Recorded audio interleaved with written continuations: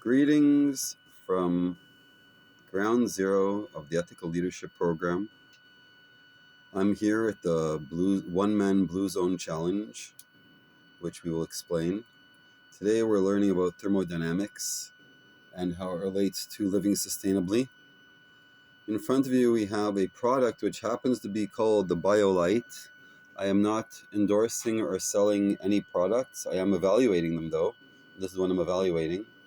This is a unique, semi-unique system that allows you to, while you are creating fire for the purposes of cooking or heat or otherwise, you are also generating electricity. It stores it into that battery, which is that orange device.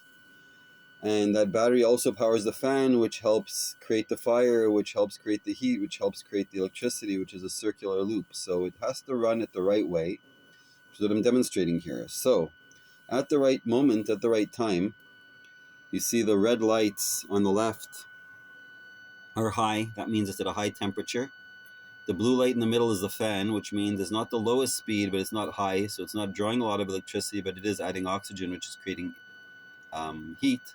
And the far right one is the green, which is the USB, the battery charging. Now, it's not very exciting because you don't see it growing, but the fact that it's steady is impressive because attached to it is a USB cord, which is running to one of my batteries slash bug light slash emergency light, and the fact that it's red, it means it's charging.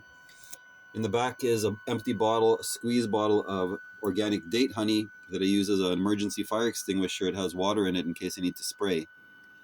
I'll get back to that in a moment. But right now, it's a very, very cost effective. Yes, the device has to be bought, but with an endless renewable resource of flammable material that in this particular case is a commandment or a law that they need to be dealt with, and I'll explain that in a moment because I'm in a very unique situation which makes this specifically important.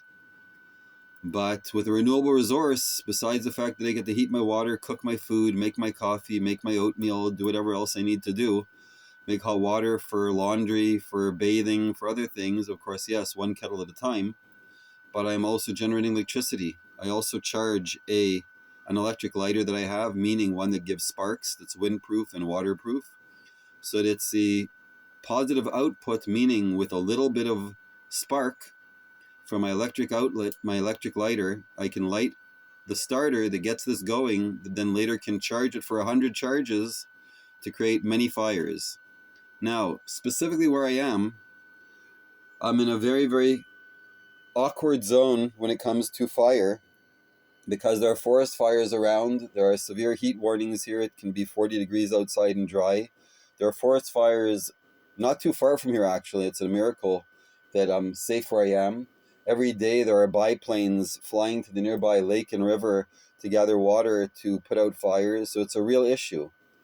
For the same reason, it is against the law for me to make a fire outside, which means everything I have to do, it has to be small and controlled, which is why this particular fire is perfect.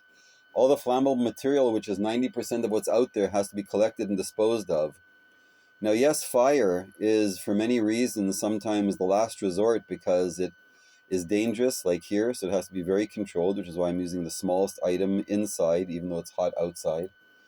But also, it is the materials that need to be destroyed, and we're in the only place in the world where, I don't want to say it's short of carbon, but we have more air and plants and water and not enough carbon that there's enough sequestration, or whatever it's called, carbon capture through what's around me, that it's actually an imperative to create more carbon. So in this specific ecosystem where I am, it is a positive net sum gain in so many different ways.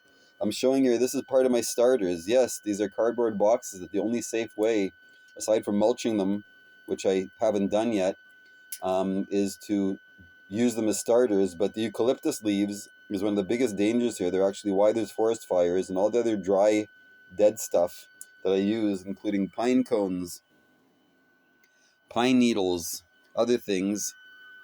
These are the best start is, but used well, it's an efficient system. As you can see, the fire is going down. I have to add wood to it, but I just wanted to teach the first lesson in thermodynamics, in sustainability, and when and how, through ethical leadership. Yes, sometimes making fire is not only the right thing to do, but it's an imperative. Infinite love and gratitude.